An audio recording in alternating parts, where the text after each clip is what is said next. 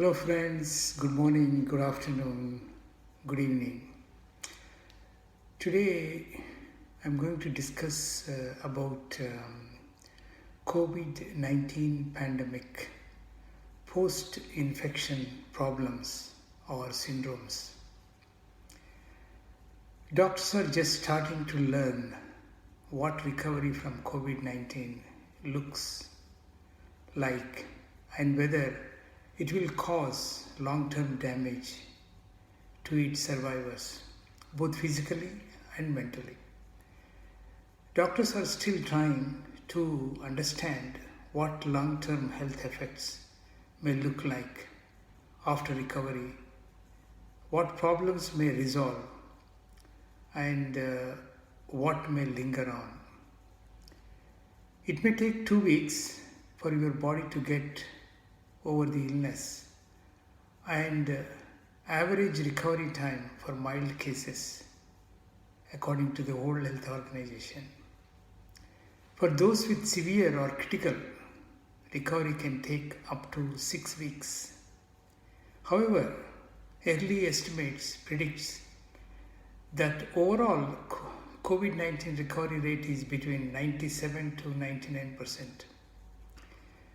Most people who have COVID-19 are likely to recover without any long-term effects.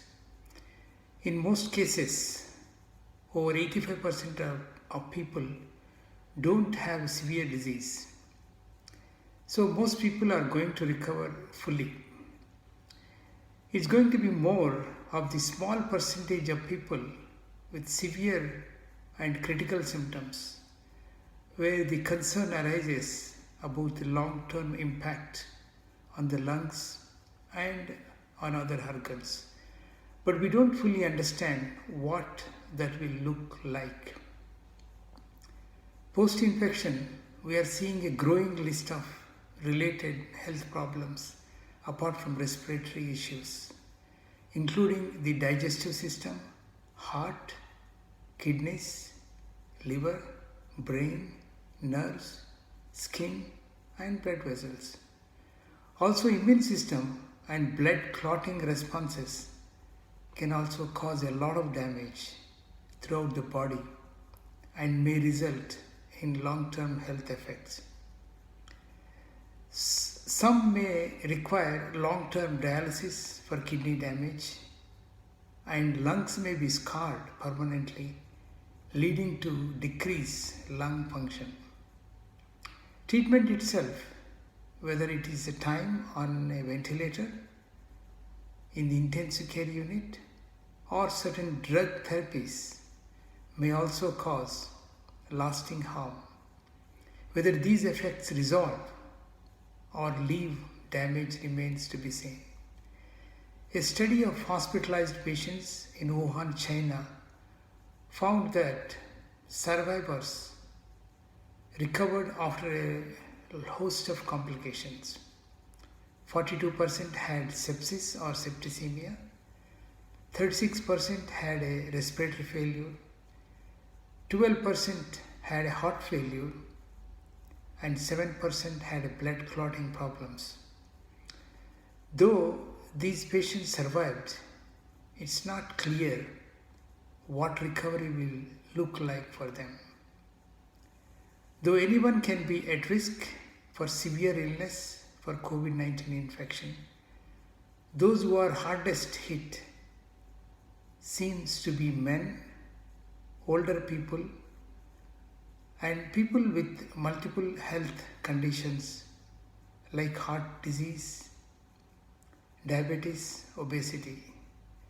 Scientists are still looking into the things that make people more susceptible, including environmental, genetic, gender, hormonal status, and even gut bacterial differences. Researchers have found that people with a mild disease can have abnormal lab or X-ray findings, even if they never progress to a more severe disease. According to one study, 47% of people who had only a mild disease and 61% with a moderate disease had abnormal liver function tests indicating injury to the liver during their illness. Another small study found that 50% of people who didn't have symptoms had abnormal findings on X-ray or a CT scan showing damage in the lungs, even without lung symptoms. This can explain dangerous silent hypoxia. We are also noticing post-mild infection Kawasaki disease in children, now being called pediatric inflammatory multi-system syndrome or PIMS. This condition may be due to a delayed immune system response that inflames multiple organ systems, including blood vessels, and can lead to severe complications. While most children recover from Kawasaki disease, it can cause long-term heart damage, and doctors still don't know what effect this new syndrome will have. Right now, post-infection, there is no great data about what we need to monitor for when it comes to long-term effects. After the patient discharged, teams of providers are following up by telephone to ensure that people's symptoms continue to improve. Patients are also brought into follow-up on the lab test results that were abnormal in the hospital, like kidney and liver tests. They also focusing on breathing status and preventing blood clots. In many hospitals, patients are sent home with an incentive spirometer, a device that helps guide patients to take slow, deep breaths to expand their lungs. A pulse oximeter, which helps people monitor their blood oxygen levels, appropriate blood thinning medications, and a 24-hour follow-up call to monitor for improvements with a plan for a quick readmission for worsening symptoms or bleeding. Post-infection, mental health is one of the biggest concerns we are seeing. Patients recovering after hospitalization or those at home with the milder cases of COVID-19 are seeking care for anxiety, stress, and fear. There are more visits for behavioral health than we ever had before. Many doctors surprised about the helping nature of patients recovered from COVID-19 infection. They are very enthusiastic to help other patients and to further research by donating their blood products. This is a fantastic gesture from recovered patients from COVID-19. One recovered patient recounts, "It's possible to survive. It's absolutely possible to recover." Scientists are still looking at how a person's immune system responds to COVID-19 and whether you can catch the virus again after your recovery.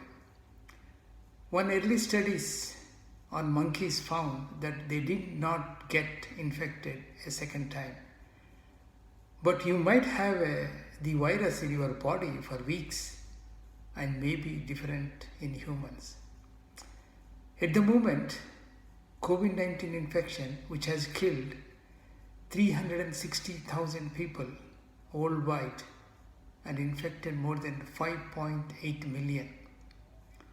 Till we get a vaccine for COVID-19, we will continue to follow the guidelines set by our local authorities. Frequent hand washing, staying home if possible, maintaining social distancing and wearing a face mask in public areas. Our ability to get through this outbreak will depend on everyone doing their part to keep each other safe. We are all in this together and we all have a role to play. Take care and stay safe. Thank you for watching this video.